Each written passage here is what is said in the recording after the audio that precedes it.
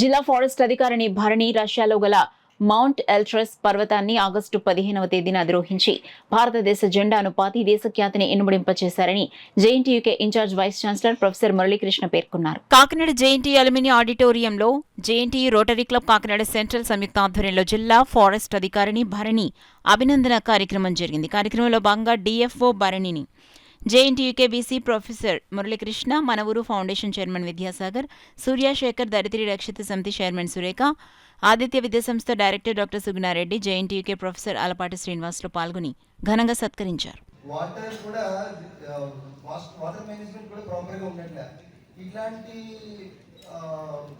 సమస్యల మీద పబ్లిక్ లో అవేర్నెస్ తీసుకొచ్చి అదేవిధంగా అవేర్నెస్ తో పాటు మా ఊరు ఫౌండేషన్ తరఫు మేము కూడా ఏదైనా చేయని ఉద్దేశంతో ఈ ఫౌండేషన్ అయితే స్టార్ట్ చేయడం జరిగింది. సో మీరు కూడా ప్లాస్టిక్ కన్జంప్షన్లో కానీ ఏదైనా ప్లాంటేషన్ చేయడంలో కానీ వాటర్ మేనేజ్మెంట్లో కూడా మీరు కూడా కొంచెం అవేర్ అయ్యి వేరే కొంచెం అవేర్నెస్ తీసుకురావాలని నేను మీ అందరినీ రిక్వెస్ట్ చేస్తాను.